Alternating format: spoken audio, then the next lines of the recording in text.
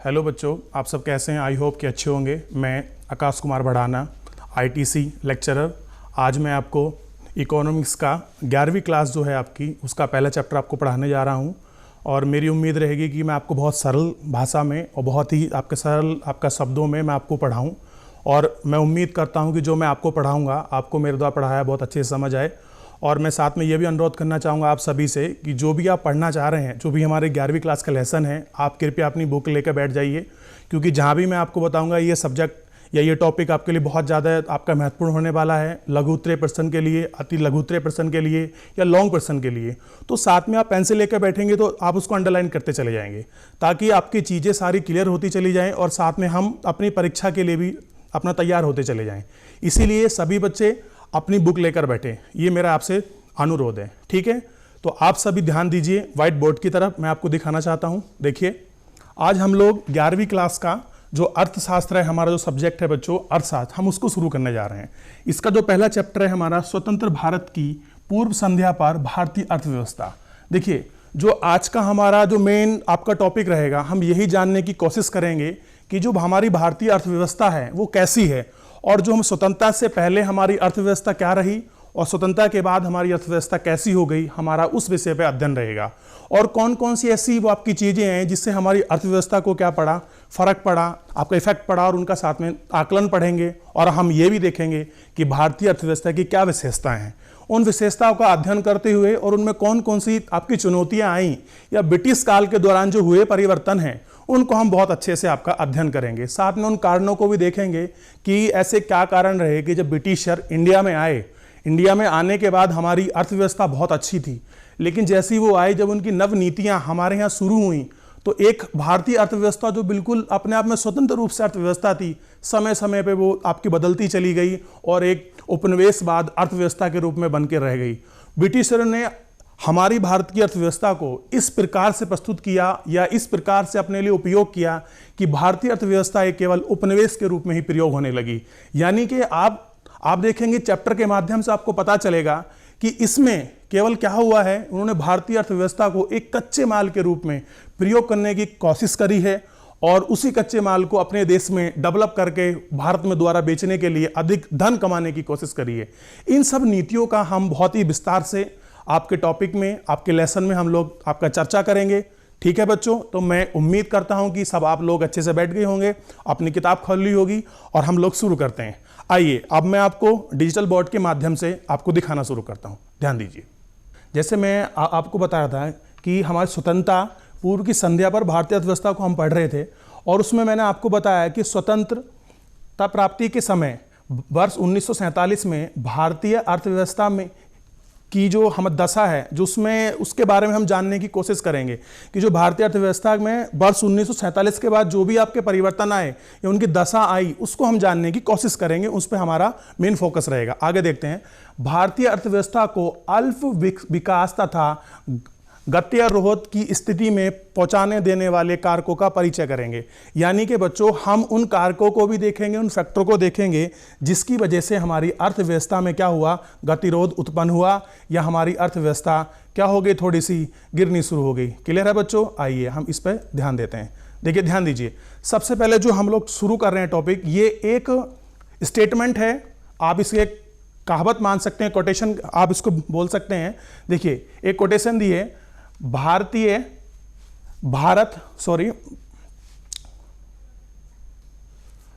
भारत हमारे साम्राज्य की धुरी है। यदि हमारे साम्राज्य का कोई राज्य अलग हो जाता है तो हम जीवित रह सकते हैं।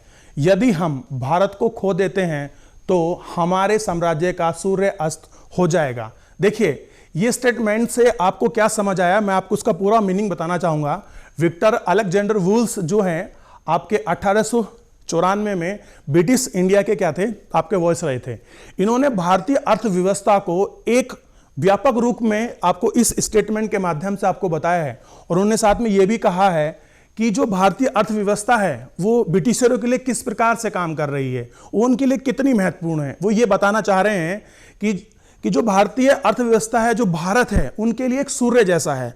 अगर वो उनसे निकल गया या उनसे आज़ाद हो गया तो ये मान लीजिए जो आपका डेवलपमेंट हमारे लिए होना था, यानी ब्रिटिशरों के लिए होना था, वो डेवलपमेंट नहीं होगा, वो विकास नहीं होगा। इसलिए उनके लिए भारत की अर्थव्यवस्था, भारत कैसा है, एक आपका सूर्य की तरह है। अगर वो सूर्य इनसे आपका चला जाएगा तो क्या हो जाएगा, उनका सूर्य अस्त हो जाएगा। इस कोटेशन के माध्यम से आपको विक्टर अलेक्जेंडर वुल्स ये आपको समझाना चाहते हैं कि जो भारतीय अर्थव्यवस्था है हमारे लिए कितनी महत्वपूर्ण है और कितनी उपयोगी है। आइए शुरू करते हैं जो हमारा परिचय है। बच्चों ध्यान दीजिए, हम ध्यान देते हैं परिचय पर। परिचय में लिखा है, भारत का आर्थिक विकास विषयक इस पुस्तक का मूल उद्देश्य आपको भारतीय अर्थव्यवस्था की मूलभूत विशेषताओं की जानकारी देना है। यानी कि सिंपल आप ये समझ सकते हैं, जो हमारी ये बुक है ये हमें केवल क्या ज्ञान प्राप्त कराएगी कि जो भारतीय अर्थव्यवस्था है उसकी मूलभूत विशेषता क्या है। बच्चों क्या बताना चाह रही है हमारी ये बुक, हमारी ये हमें बताना चाह रही है कि जो भारतीय अर्थव्यवस्था है ये उसकी मूलभूत विशेषता क्या है। क्या बताना चाह रही है बच्चों, मूलभूत विशेषता क्या है, इस विषय में हमको जानकारी दे रही है। और स्वतंत्रता प्राप्ति के बाद हुए विकास से अवगत कराना है। और साथ में क्या बता रही है कि देखिए जो आपका स्वतंत्रता जो हमें मिली है उसके बाद जो हमारे विकास हुए हैं उससे विकास से अवगत करा रही है कि आखिर में स्वतंत्रता के बाद कितना विकास हुआ है, इसके बारे में हमें जानकारी मिलेगी। ठीक है बच्चों, आगे देखते हैं। यद्यपि देश की वर्तमान अवस्था तथा भविष्य की संभावनाओं की चर्चा करते समय उसके आर्थिक अतीत पर ध्यान देना उतना ही महत्वपूर्ण होगा। देखिए ये कह रहा है कि अगर हम भारतीय अर्थव्यवस्था की, अगर हम भविष्य की बात कर रहे हैं या फिर जो स्थिति वर्तमान में है हम उसकी बात कर रहे हैं, इनके साथ साथ जो हमारा अतीत बीता है, जो हमारा पास्ट है, उसका भी ध्यान देना बहुत जरूरी है। क्योंकि जब तक हम ये नहीं जानेंगे कि जो अर्थव्यवस्था आज खड़ी है हमारी वो पास्ट काल में, भूतकाल में कैसी थी, तब तक हम किसी चीज का सही मूल्यांकन नहीं कर पाएंगे बच्चों। और यही आपको क्या कहना चाह रहा है, जो हमारा लेखक है, राइटर है, बार बार आपको यही बताना चाह रहा है। ठीक है, आगे ध्यान देते हैं।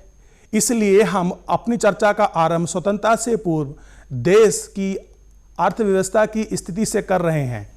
क्या कह रहे हैं कि जो हम अपनी देश की, जो हम लोग अपनी चर्चा शुरू करेंगे इस टॉपिक के माध्यम से, वो कहां से शुरू करेंगे, हमारे जब देश हमारा आजाद नहीं हुआ था उस समय से, उससे पहले से हम लोग शुरू करेंगे।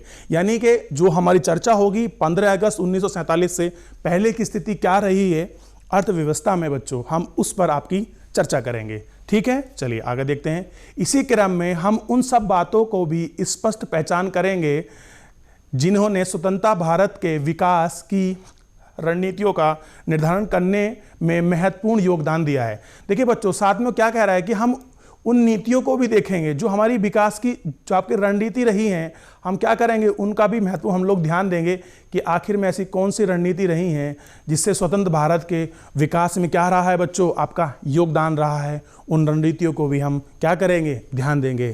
तो बच्चों इस टॉपिक में केवल हमें यही समझाया गया है कि हम जो अपनी अर्थव्यवस्थाओं की साथ में जितनी चर्चा करना चाहते हैं उस चर्चा में हम अपना पास्ट, प्रेजेंट और फ्यूचर तीनों को अगर हम रिसर्च करना चाहते हैं तो सबसे पहले हमें वो पास्ट में देखना पड़ेगा कि स्वतंत्रता से पहले भारत की जो आर्थिक विकास थी वो कैसी थी और क्या स्थिति थी। उसका अध्ययन करे बिना हम सटीक मूल्यांकन हम भारत की अर्थव्यवस्था का नहीं कर सकते बच्चों। ठीक है, चलिए आगे देखते हैं। ध्यान दीजिए आप लोग, भारतीय अर्थव्यवस्था की वर्तमान संरचना कोई आज की नहीं है। देखिए लेखक आपसे कहना चाह रहा है कि जो आज जो भारत की अर्थव्यवस्था आपको मिली है बच्चों, वो कोई आज की अर्थव्यवस्था नहीं है।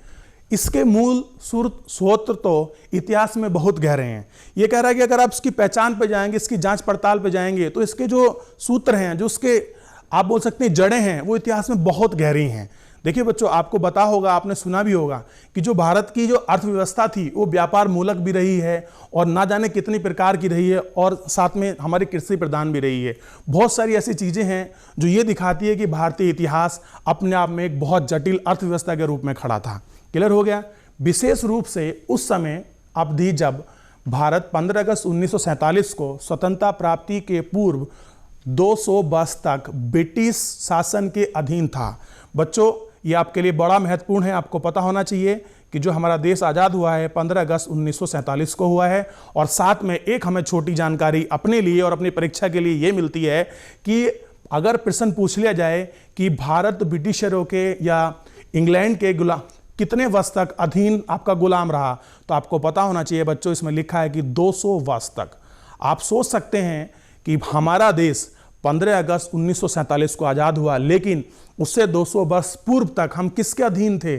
किसके अधीन थे बच्चों? हम लोग अपने ब्रिटिशर जो हैं, हमारे ब्रिटिशर जो शासन करने आए थे, हम उनके अधीन कितने वर्ष रहे बच्चों? 200 वर्ष।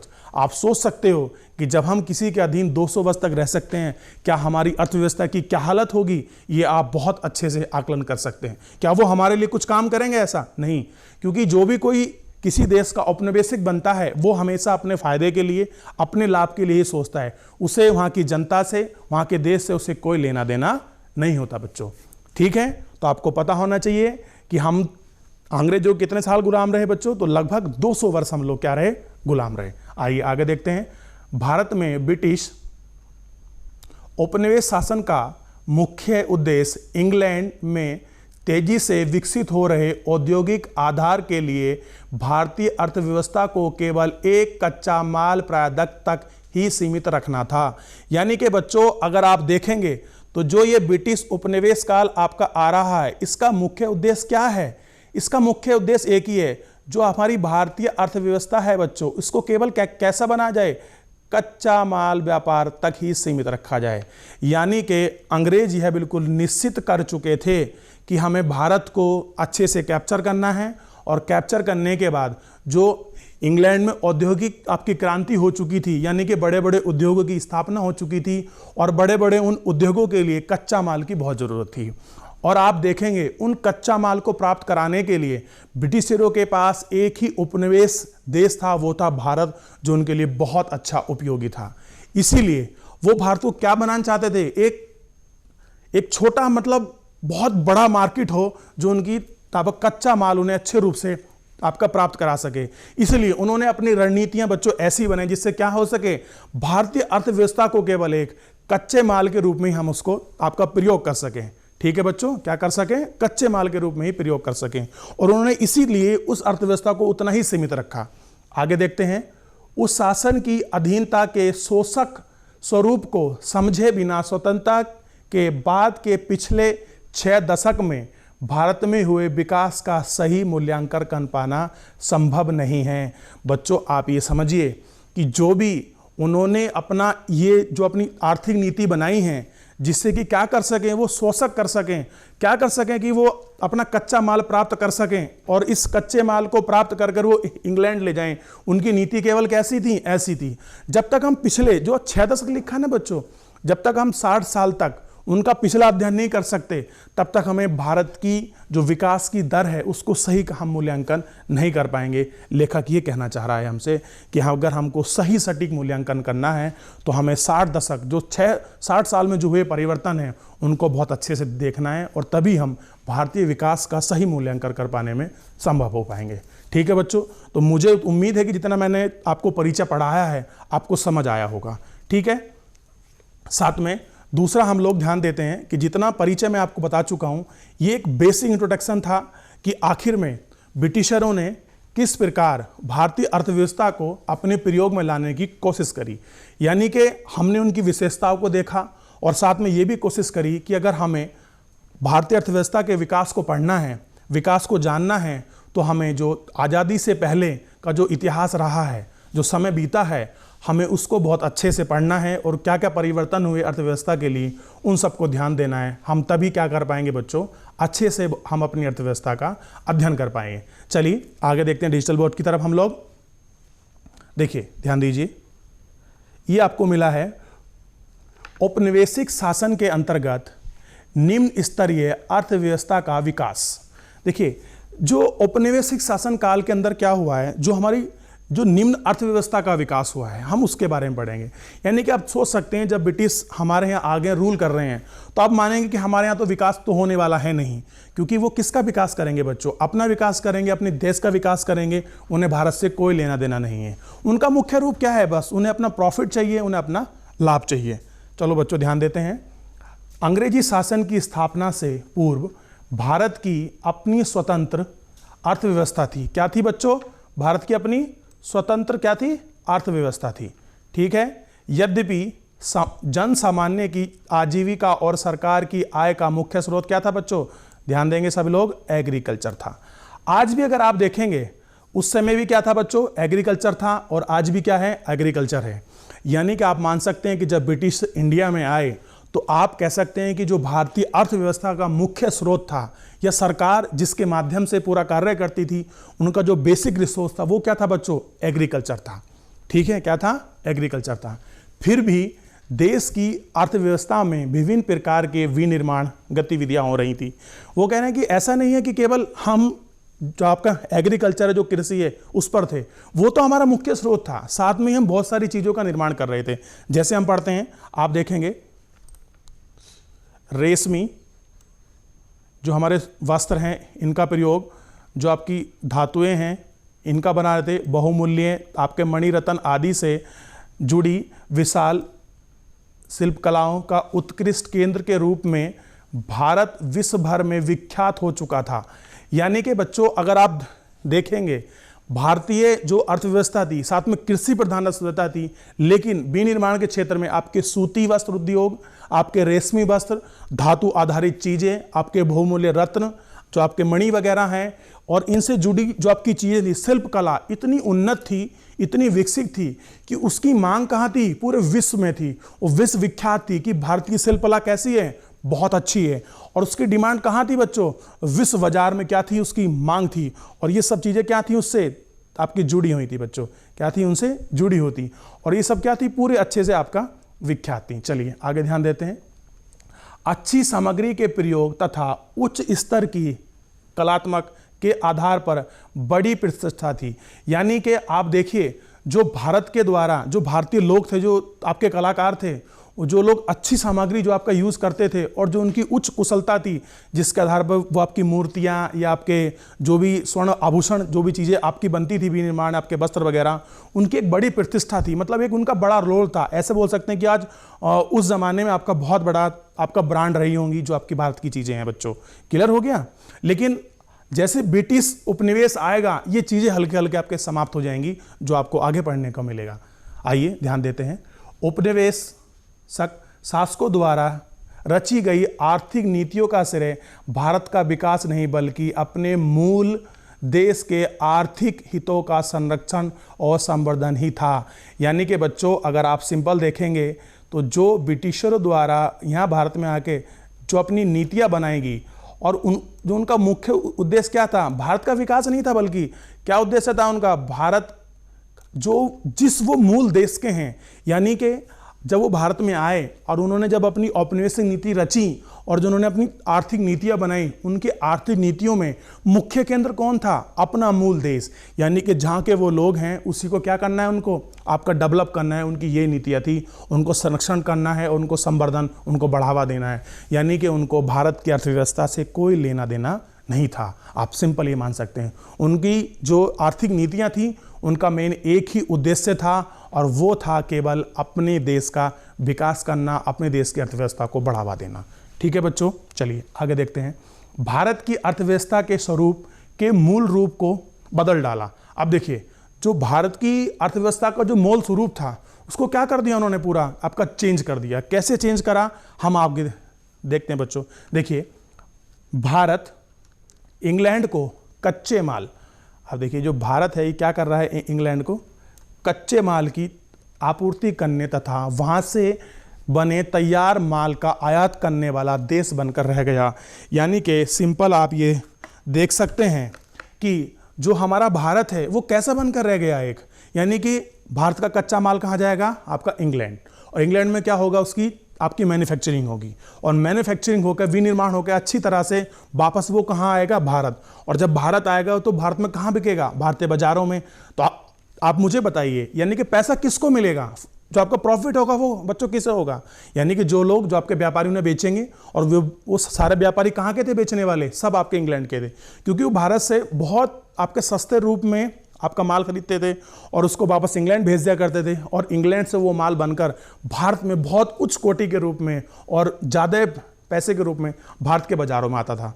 और जब वो भारत के बाज़ारों में आपका पहुंचता था, तो जो यहाँ के मूल रूप के जो आपके बने लत्ते कपड़े थे, जो भी आपके वस्त्र थे, वो उसके सामने नहीं टिक पाते थे, क्योंकि उनकी क्वालिटी जो हाथ से बना है और जो आपके मशीन से बना है उनमें बहुत अंतर था। इसलिए हल्के हल्के समय के बाद क्या हुआ, जो ब्रिटिश के जो आपके माल थे वो भारत माल के ऊपर हावी हो गए, भारत गुड्स के ऊपर हावी हो गए, और इस तरह पूरे भारत के बाजार में जितना था ब्रिटिशरों का बोलबाला हो गया। क्लियर है बच्चों? और इससे क्या हो गया, जब बोलबाला हो गया तो चीज़ों की डिमांड, जो आपकी मांग होगी, किसकी अधिक बढ़ी? जो आपके ब्रिटिशर हैं उनकी अधिक बढ़ी, और जिसके स्वरूप क्या हुआ बच्चों, पूरी ही क्या होगी, अर्थव्यवस्था आपकी बदल गई। और ये पूरी बदली संरचना ही क्या हो गई, हमारे देश के अल्पविकसित होने में सबसे बड़ा योगदान दे दिया। और इसी अल्पविकसित योगदान की वजह से क्या हुआ, पूरी अर्थव्यवस्था तहस नहस होनी शुरू हो गई। क्लियर है बच्चों? और आपको देखने को मिला जो भारत है वो कैसा बनकर रह गया बच्चों, एक आयातित देश बनकर ही रह गया। यानी कि सिंपल आप ये देख सकते हैं बच्चों कि जितना हमने अब तक अपने परिचय में पढ़ा है, जो हमने अपने परिचय में पढ़ा है, उस परिचय में हमने यही देखा कि भारतीय अर्थव्यवस्था एक अपनी मुख्य आधारित एग्रीकल्चर बेस थी, कृषि अर्थव्यवस्था थी। साथ में उसमें विनिर्माण के बहुत सारे ऐसे कार्य हो रहे थे, चाहे वो वस्त्र बन रहा हो, कोई धातु बन रही हो, या कोई शिल्प कला का बहुत अच्छा ज्ञान रहा हो भारतीयों को। लेकिन जैसे ही जो आपके ब्रिटिशर इंडिया में आए, जब उनकी नई पॉलिसी जो आपकी लागू हुई, उस नई पॉलिसी ने क्या करा, जो भारतीय अर्थव्यवस्था थी उसको पूरा तहस नहस कर दिया। और जो उनकी नई पॉलिसी थी उसका केवल एक ही उद्देश्य था, अपने मूल देश का विकास करना, अपने मूल देश की अर्थव्यवस्था को बढ़ावा देना। उन्होंने उसी पॉलिसी को आपको लागू किया और भारत को एक कच्चे माल के रूप में उन्होंने देखा। वो क्या करते थे बच्चों, अपने भारत से कच्चा माल सस्ते दाम पर लेते थे, उसको वापस अपने देश ले जाकर इंग्लैंड में उसको मैन्युफैक्चरिंग के माध्यम से नया विनिर्माण बनाकर उसको भारत में बेचते थे। और जब वो उच्च रेट पर बेचता था तो उनको पैसा जो मिलता था, जो उनकी आय बढ़ती थी, वो किसकी आय थी बच्चों, उनकी। साथ में प्रति व्यक्ति जो व्यक्ति आय बढ़ रही थी और साथ में देश के लिए भी क्या हो रही थी, उनकी अर्थव्यवस्था आपकी डेवलप हो रही थी। यही कारण था कि ब्रिटिशर ने भारतीय अर्थव्यवस्था और लघु उद्योगों को पूरी तरह तहस नहस कर दिया। और इस तहस नहस के कारण आप भारतीय अर्थव्यवस्था को निम्न स्तरीय अर्थव्यवस्था के रूप में देख सकते हैं। और बहुत से ऐसे कारक हैं बच्चों जिन्होंने भारतीय अर्थव्यवस्था को बहुत बुरी तरह से परास्त किया, और जिससे हमारी अर्थव्यवस्था एक औपनिवेशिक अर्थव्यवस्था के रूप में बदल कर रह गई। इन सब चीज़ों का अध्ययन हम अपनी अगली कक्षा में करेंगे। फिलहाल तो मैं आपसे उम्मीद करता हूं कि जितना मैंने आपको पढ़ाया है आपको बहुत अच्छे से समझ आया होगा बच्चों। और एक बार आप कृपया अपनी बुक के माध्यम से एक बार दोबारा पढ़ें, क्योंकि हमारे द्वारा पढ़ाई गई चीज़ें और एक बार जब आप पढ़ेंगे तो उसमें बहुत अंतर आता है। आपको हर चीज़, आपकी हर पॉइंट अच्छे से क्लियर होगा जब आप एक बार घर बैठ के ज़रूर पढ़ेंगे। मैं आपसे उम्मीद करता हूं कि मेरा पढ़ाया आपको समझ आया होगा। आई होप बाकी जो भी आपका शेष आपका चैप्टर है उसे हम लोग नेक्स्ट क्लास में देखेंगे। बच्चों, अगर कोई ऐसा विद्यार्थी है जो हमारा लेक्चर नहीं देख पाया है टीवी के माध्यम से, वो डीडी उत्तराखंड यूट्यूब चैनल के माध्यम से इस लेसन को पढ़ सकता है और हमारी सारी कक्षाओं को देख सकता है। धन्यवाद।